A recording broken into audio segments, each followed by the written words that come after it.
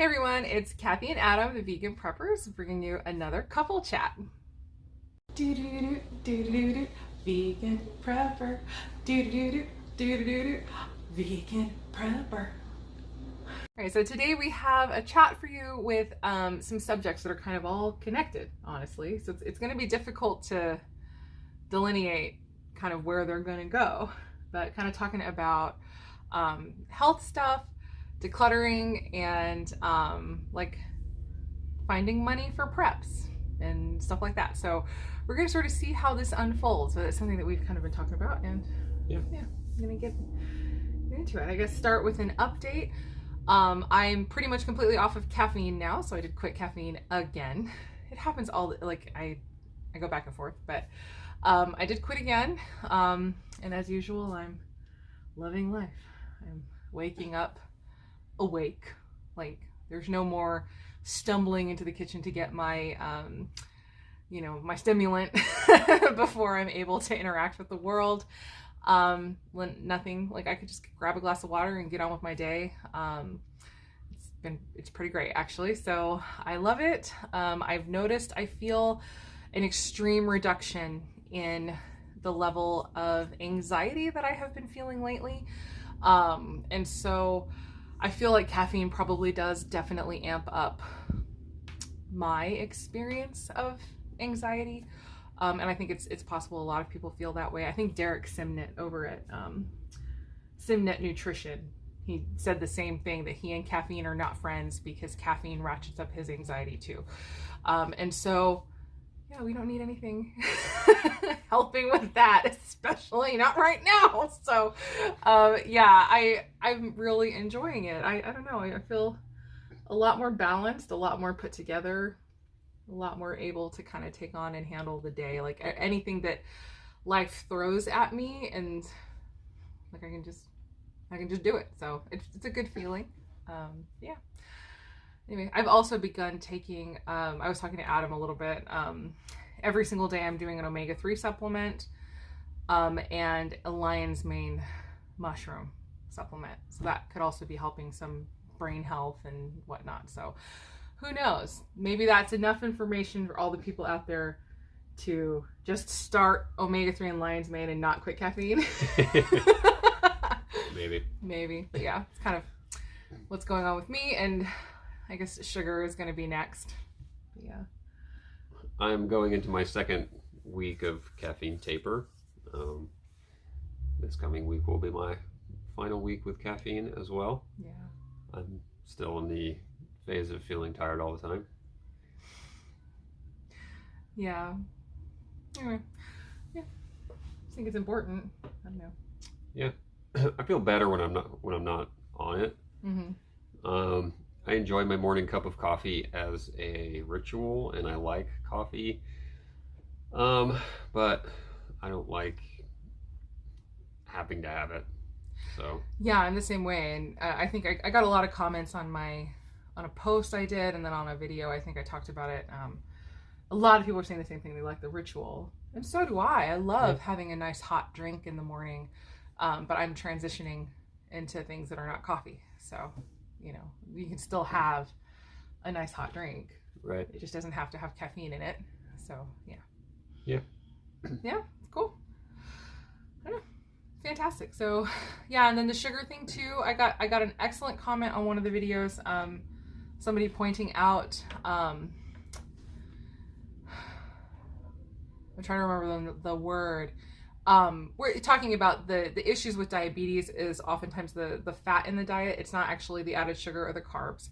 And then this is very well documented. It goes contrary to a lot of the popular advice. But if you look into Dr. Neil Barnard, Prevent and Reverse Diabetes, he discusses in detail kind of what causes diabetes, and he describes it as like if insulin is the key and your cell has a lock or whatever. There's a whole bunch of other terms I'm forgetting, but the insulin needs to fit into this little lock to do its job. excess fat is like gum is inside the lock, and insulin can't do its job, and then you end up with insulin resistance and all of that. So yes, absolutely. It's called, the technical term, and I'll put it on the screen, is intramyocellular lipid. And that is when the fat builds up inside of the cell.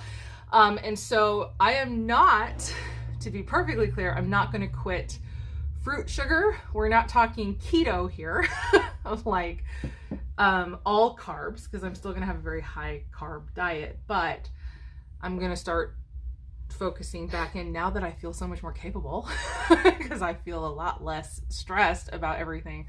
I'll start tapering into healthy eating and hopefully people say getting back in shape. I've never been in shape in my whole life. I don't even know what that is. So getting into shape ever would be nice. Yeah. Yeah. I'm getting back in shape. I managed to put on 15 pounds since I did my ultra. Having a torn up knee was not helping very much, but right. Yeah, not running all the time and eating very poorly. So yeah, I could have prevented it by eating very well while I was down, but I did not. You did it. Yeah, it's funny. So anyway, I think everybody's kind of always trying to do stuff, but I thought we had a really good conversation before we started filming. It's like we should just start setting up the camera when we start talking at the kitchen table. Really good conversation, but you're talking about kind of pushing it, seeing if there's any possibility of like how healthy could you get, like how fit could you get, right? You know, forgive me, you're gonna see me blow my nose in this video. Allergies in AZ right now are horrible. Arizona, yep. Stupid spring. Yep. Yucky, stupid spring. I love it's known as pre-summer here. So, yeah, summer eve. But yeah, I've had this thought as of recently, in the last couple months, just thinking about how fit could I possibly get, and that's within the confines of my pretty busy life. I don't want to be sacrificing family time for workouts. I don't want to have to completely change my way of life. Some of it will be a complete change of way of life, but I don't want it to be a negative in my life. I want it to be positive. So yeah, within those confines of having to go to work for 10 or 11 hours a day and taking care of stuff at home and having family time and doing all that, how much fitness could I add to my life? I do most of my workouts before work, before everybody else is up. I get up super early so I can get my workouts in without negatively affecting the household. Try to get done in time to get the kids going for school. But so all that being said, it really comes down to what type of eating I'm doing. It's going to be the biggest add to my fitness regime. Yeah. So pretty much always working out, with the exception of this last knee injury. It took me out for 3 months, the worst one I've had. I couldn't really do very much of anything, any kind of mobility stuff, any kind of whole body type of working out was not possible. So I was having to do very specific, just upper body stuff. Yeah, I was gonna say, you didn't let it stop you. You built yourself a little upper body gym in here. Yeah, I have crap hanging from the ceiling now for doing Tarzan stuff. But where's the loincloth? Like I was like, I miss, like I want the loin. Sorry.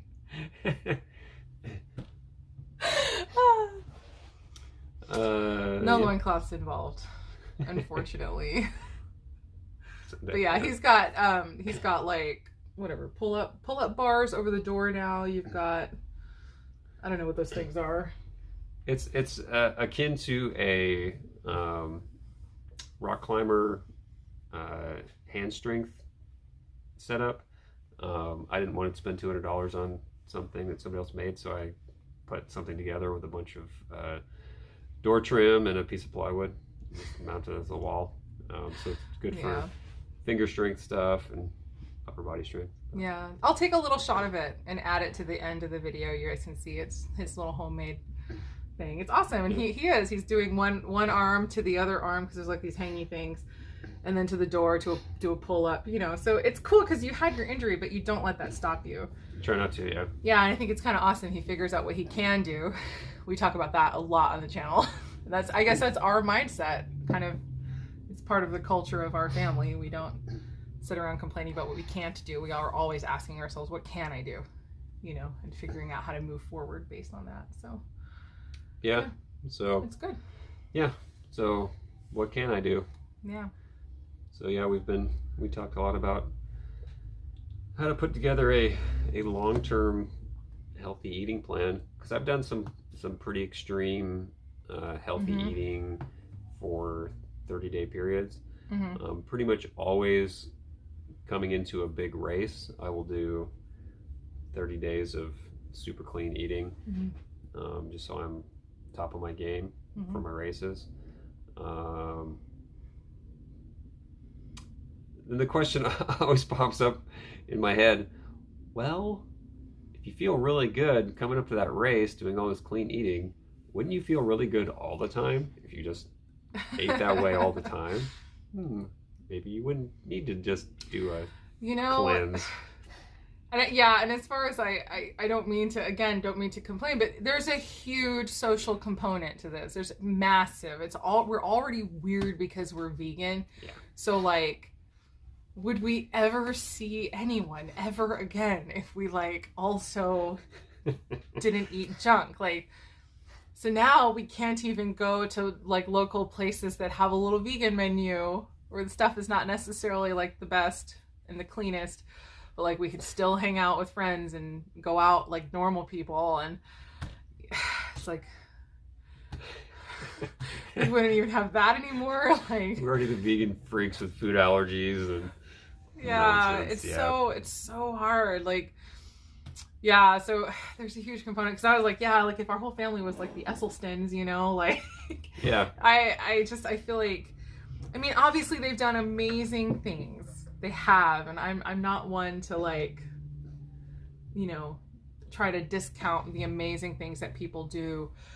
But that's an advantage. It's a huge advantage having your entire family eat the same way and being raised in it and being, you know, like brought up. Yeah, but I guess we just create that. Exactly. We would end up being the Essels, like Anne and Caldwell, Dr. Esselstyn. We would be like Anne and Dr. Esselstyn. I mean, they were probably about our ages when they started the journey, so they just created this culture in their family of eating awesome all the time. So we have to be the strong ones. Yep. Then and do it.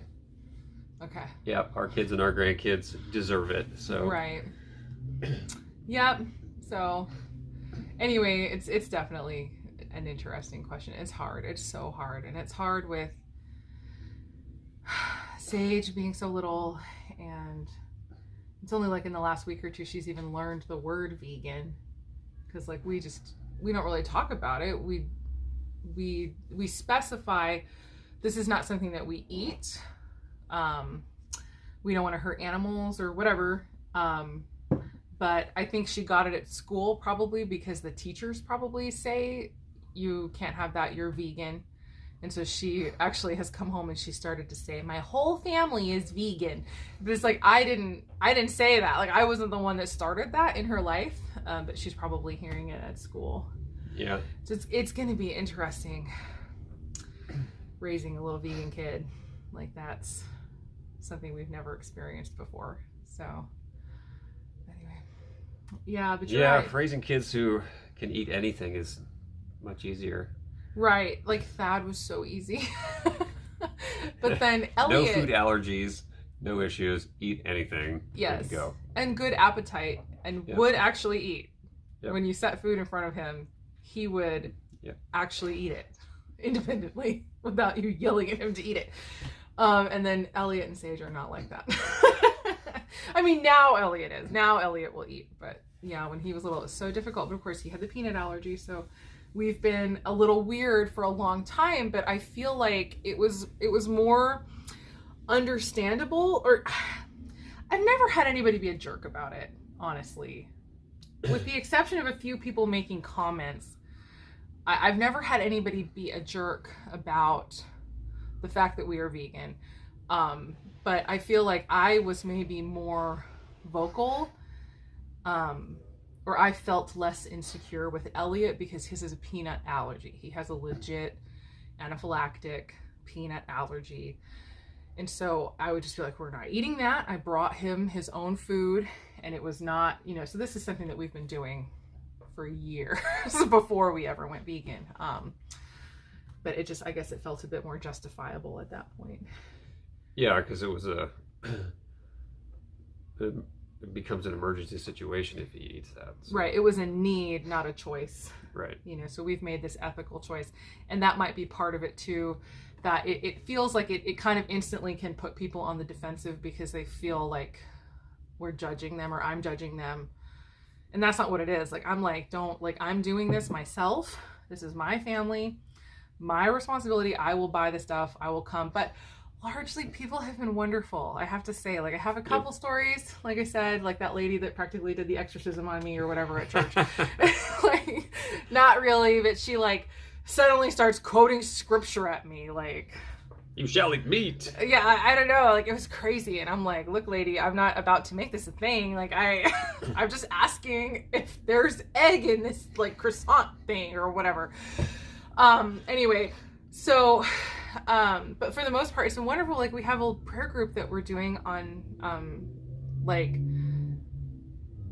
like every other like kind of scheduled Friday night, like, it like comes up sometimes. So we go to this prayer group, and our friend is running it, and she knows that we're vegan. It was like so sweet. This last time it was on, she had purchased an almond milk creamer for the coffee. She makes decaf coffee. And it was just like the sweetest things. For the most part, we've been encountering people like that who like, yeah, are super sweet and like. A lot of people have gone out of their way to accommodate me, and find stuff specifically that I can eat. Some people don't, and that's fine, because I don't expect, I don't require it. Right. It doesn't hurt my feelings when it's not provided. Mm-hmm. If work buys lunch for everybody, they do not buy something for me. I understand that, because it would be basically for me. Right. There's one other vegan guy at work. And he's not even in your department. He's like in a separate spot. Yeah. So I bring my own food. It's not a big deal. So it's not like I'm gonna pitch a fit. Right. You didn't buy me anything to eat. Like, yeah, nobody owes us anything. We take care of ourselves. Yeah. That's just, it's very important to me that people not feel like they have to, or that I'm asking them to go through that. But then, when it does happen, it's very sweet. I think it's super sweet. I really appreciate it when people do. Yeah. Because I know it's going out of their way. Right. Well, it was super sweet because she did, like, it was just, she brewed the coffee and I was just drinking it straight. She's like, you want creamer or whatever? And I was like, no, like, I don't drink milk or whatever. I can't remember exactly what I said. But she's like, oh yeah, like, she remembers, because she knows, we're really good friends. She knows I'm vegan at this point, but she doesn't remember. And like, I don't expect people to keep track of all my stuff, So I just drank it plain, like, with no creamer. It's not a big deal. It was yummy. But then, she showed up with creamer this time. Just super sweet, like, ridiculously sweet. So anyway, just like a creamer. It's ridiculously sweet. Sweetest oh gosh, ever. It was a Calafia Farms, like a big bottle of almond milk. It's French vanilla almond milk creamer. It was insanely good. But I didn't because the bottle was the regular size of like the almond milk. It didn't register that it was a creamer. So I dumped it in like I do, like if it were just almond milk. And so I put kind of way too much in our coffees, and they were ridiculously sweet. It'd be kind of amazing, but too sweet. So yeah. Anyway. All right. So we talked a lot about that already. We're like already 20 minutes in. This is how it goes. You know what we were like when you met us. And so, yeah, we can talk, I guess, a little briefly about the decluttering thing again. Maybe not too much. I think this goes in line with, we kind of talked about it already, wanting to be able to focus more on things like bug out preps, stuff like that, getting stuff in order, especially because of some of the stuff that's going down in the world right now. I feel like we are kind of gradually increasing the probability something may occur anywhere, really, and you don't know where or when or whatever, but something could occur that could require evacuation or the need to flee quickly, or whatever. And so trying to make sure that we are prepared and ready for something like that eventuality. I do not have time to devote to all of these extra special preps. So for now, and I was talking with Adam about it, my plan for now, until I get some sort of specific, amazing, put together, pre-planned bug out, like food bucket ready or whatever. The plan right now is to just grab the bucket, probably of the red lentils, maybe the mung beans, and then a bucket of quinoa, which I have, and throw it in the car and then just go, like with our water, with whatever we have. Obviously that doesn't cover us if we're on foot, but we can figure all that as we go. So we have like kind of a plan of like what we would do quickly without some special thing in place. Obviously a special thing in place would make it better and nicer, but like I do not have time to do all this stuff because, like many other people, we have a life. We have a very busy life, and then the daily tasks in the home still need to be done. My family can't exist in squalor and not have food to eat just because I'm focused on prepping possibly for bugging out at some point, maybe. So these kinds of things are, it's I guess like a lot of people, we're dealing with the challenges of daily life and then the things that we're also trying to do to keep ourselves in a good place, to get ahead, to do good things for prepping and bugging out and stuff. So all that being said, because we kind of talked a little bit too about the pandemic, like in a weird way, that was like the nicest, most amazing time for prepping. Not only because everybody was super focused on it, so it was easy because it felt super important. It felt more important than really anything else, but also life kind of froze, right? The kids were even home from school. There's no extracurricular activities. We weren't even going to church physically. Like we were just watching church online, so we don't have any of our volunteer responsibilities or none of the ministry that we run. We didn't have to be there doing anything. And so, we had a lot more free time. Yep. Because everything was shut down. Traffic was so light. 5 minutes to get to work. Yeah. It was like life has been picking up again though, right? Like, so we're now, everything's coming in and it was like, oh my gosh, why am I stressed? Why do I feel like I have no time? And I really feel like it's just because, like stuff is picked up and, yep. We have responsibilities and we have things to take care of and not as much free time to do it in as before. And so for me, I know decluttering probably sounds stupid. I'm picturing all these guys in the prepping verse with all, the pew-pews behind them. So I don't know what I'm even allowed to say on YouTube anymore, but on behind them, Magic Prepper just shows up in every single video with one across his chest, or whatever. And so, which is fine, it's just like, but like these guys who are like super serious and like hardcore, and I'm over here like, declutter, it's just like, I feel like an idiot, but that's what I'm coming back to. And then the reasoning behind it being kind of like a lot of what I've seen on Minimal Mom and what she talks about, and it makes so much sense that the fewer items you have to manage, the more time you have. And it's like, the more you can simplify your space, the more you can simplify your life and potentially create more space for those kinds of things, and also I think reducing stress, reducing anxiety, just from your environment being nice. Now, granted, we don't have really I don't believe we really have like a chaotic environment. No, I feel like better, but it could be better. I feel like we've already done really well so far, managing the inventory of our home. But yeah, there's definitely plenty of places where we can purge, and so kind of doing that to free up time, free up space, not just literal space, but like space in our heads. The mental load, decreasing the mental load, where now we feel more able to get things done and, you know, do stuff. So anyway, yeah, so that's why I think that decluttering is potentially a very important prep. And so yeah, like these things like health stuff, quitting stuff, specifically quitting stuff. Obviously, if you need to purchase, you know, a lot of fresh food, that might be a bit more money, but like quitting coffee, quitting sugar, quitting things, removing things from your life, that doesn't cost money. In fact, it can save you money. Decluttering, that's free too. Bag stuff up in trash bags, even take it to Goodwill, whatever. But then what do you have like about, like you can also find money that way. right. And that's kind of the thing that you were really wanting to talk about. I'm trying to give you a segue so that you can talk, because I've been like this whole time, which is normal. Yeah, I just obviously the price of everything has gone up so much. So many of us find ourselves kind of strapped for cash, and I mean, I did really well last year at work. We made a lot of money last year. We didn't even feel it.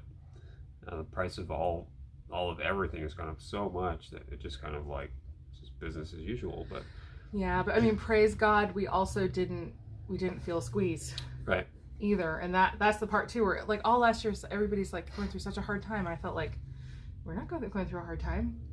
Like we're doing really well, and I was like thinking, wow, that's awesome, thank you Jesus, like, and still thank you Jesus, right? Because that is provision. But then yeah, when you told me how much more you made last year compared to the previous year, it was like, Yeah. oh That got expensive. and you're right, we didn't even feel it. We did not feel it like it was a pay increase at all, and it's just because it just went to living, you know. Yeah, gas prices doubled. But everybody knows all this. Right. I mean, praise God, thank you God for that. Yeah. I appreciate it. So yeah, it can be hard to find extra to put into extra. Obviously the prepping side of life is putting aside extra. It's, you know, just like putting money aside in your savings account. Sometimes hard to do. I was gonna say, it's probably a little more secure than savings accounts right now, but we're not gonna talk about it. Safe place. Sorry. So yeah, finding that extra money to set aside, some extra food, some extra water, some other prep that you have been needing, maybe that set of shelves for keeping your food up off the floor, or some buckets to keep mice out of if you have mice. Thankfully we don't have that issue here. We just have spiders, so many spiders. Knock on wood. So going along with that decluttering, my go-to has always been just to give the stuff away, because it's the easiest way to get it out of my life. But these last couple weeks, Kathy's been selling stuff. Maybe the last month, she's been selling stuff that she's decluttering and getting decent money for it. I think you've made $300 or more. Probably a little over 300. Yeah, selling stuff that she doesn't use anymore. You know, it's a little bit of work, posting that stuff, dealing with the yahoos, sending weird messages, offering to trade you a box of chicken nuggets for your Chevy that Tahoe, person who got instantly belligerent when I said I'm not going to call you. Yeah, that was funny. I was like, what? So yeah, these people reply to your post and say, call me. It's like, why would I call you? That's why I'm using this. Yeah. I sell stuff on Craigslist sometimes, and I don't put my phone number because I don't want people having my phone number. They can get a hold of me through the Craigslist email system. And then when I have determined that they're an actual human being and a legitimate buyer, then I will give them my phone number. Right. But so dealing with selling stuff online is annoying, but you know, for $300, it's a lot of beans and rice. I mean, well, I mean, that's what we use to purchase our rain barrels. Right. We just bought 4 rain barrels. Yeah. You know, and so yeah, they're nice, legit rain barrels with filter systems on top and drains on the bottom. You can hook a hose to them. So yeah, Kathy was able to turn stuff that she wasn't using into something that can significantly benefit us in a water crisis situation. I think 2 of them are full already. I have not gotten the plumbing system down for that. I tried a quick throw together thing. It did not work. It was an embarrassment. Not my best 2 work. of them are full. This is true. So it kind of worked. Yeah. We've had a lot of rain. Yeah. Which is also partly to blame probably for all these allergies. Yeah, stuff is growing now. Yeah.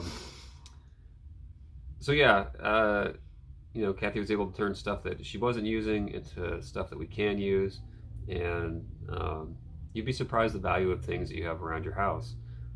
Sometimes it's $20, sometimes it's $10, but I mean, $10 can buy almost 10 pounds worth of beans.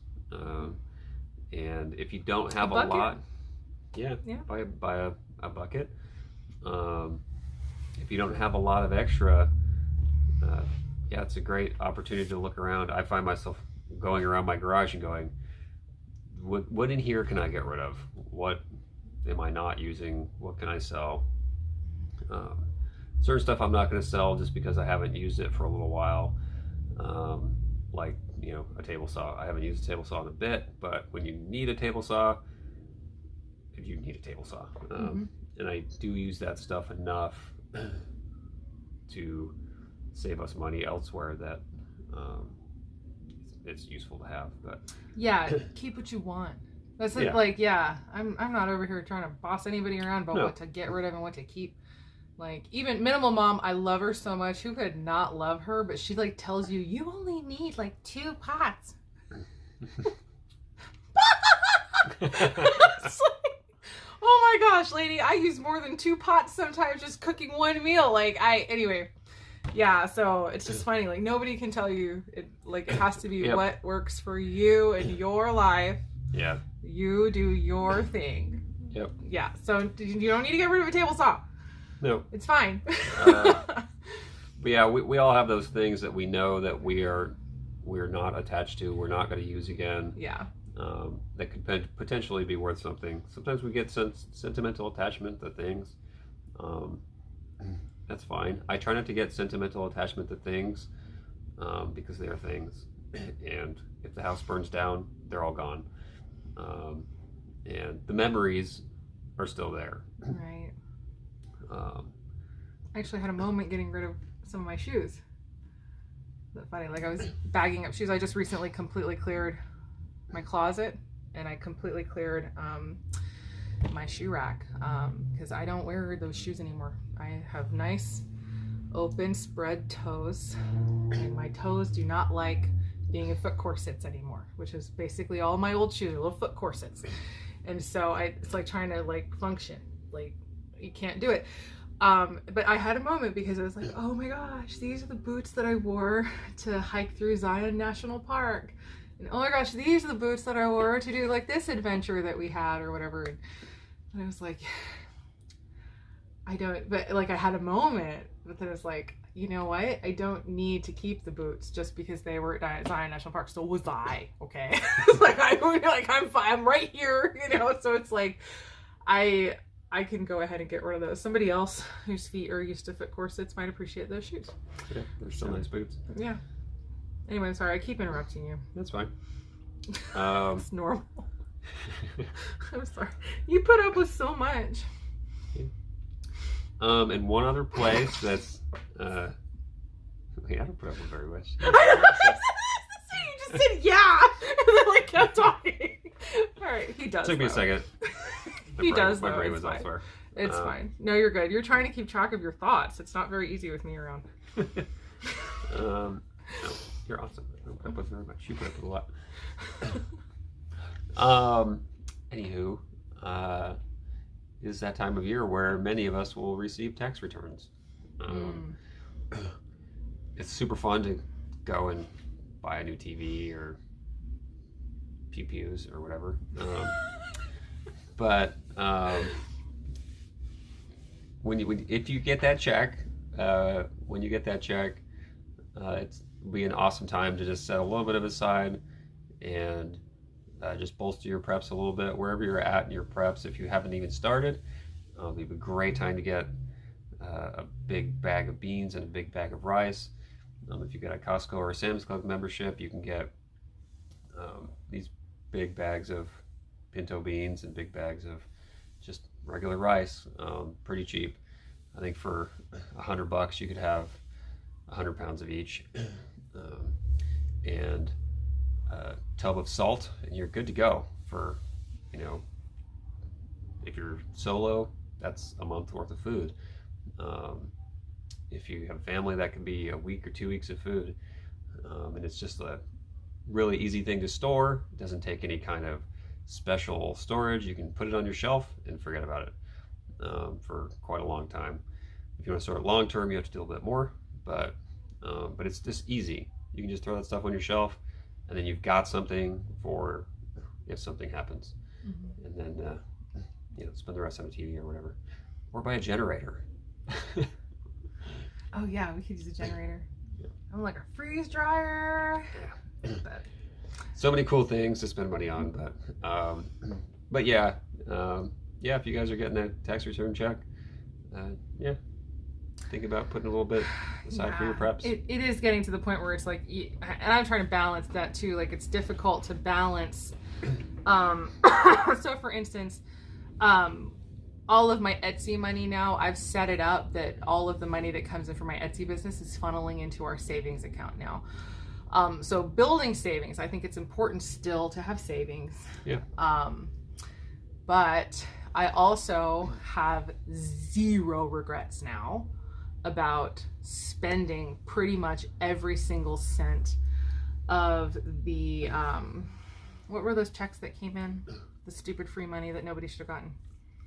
Stimulus, I think. Stimulus checks. Okay, yes, because that's why we are where we are right now. Yep. Literally everybody is hurting now. Everything is more expensive because inflation is through the roof because of those freaking checks. But anyway, I'm not, and other things like this. Sorry, I try not to have too many opinions on the channel, but that was too. It was like, how can I give it back? I can't really give it back, so I'm going to spend it.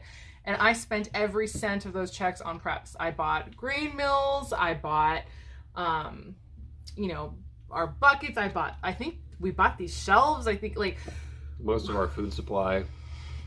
Huge amount of our food supply was purchased with those checks. And I have zero regrets about that, especially with the way inflation is now. So it's kind of like trying to balance. It's like, so I feel like almost with the tax return, I think I will keep funneling money into the savings account and let it build. But I feel like, I don't know, is that dumb? Maybe somebody in the comments, I'm sure someone will tell me if it's dumb, but if they even made it this far. But it's like, it feels almost like it's dumb to not spend it on a big ticket purchase now. Yeah, because that big ticket purchase is going to be more expensive next time or next year. Yeah. So I'm not saying never have savings. It's just, it's like kind of the balance. Like, I have no regrets buying some of this stuff because some of the things that I purchased have almost doubled in price, and so it's like every day, it's like the buying power of your dollar is less and less and less. Yep. So this, I think you already said, I think that kind of stuff, not that they can see it very well, that is like money in the bank right now, but maybe a little bit better. Like, it holds its value maybe a little bit better than money in the bank does. So I don't know. Like I said, I'm definitely not trying to tell people don't save money at all. It's just, I don't know. It's difficult. Yeah, I mean, like my retirement account got destroyed last year. I think it lost 30%. Yeah, a lot of people have gone through that. So yeah, it's like, it'd be awesome if you could forecast. I'm sure there's probably some guy who can, but or somebody's got insider information.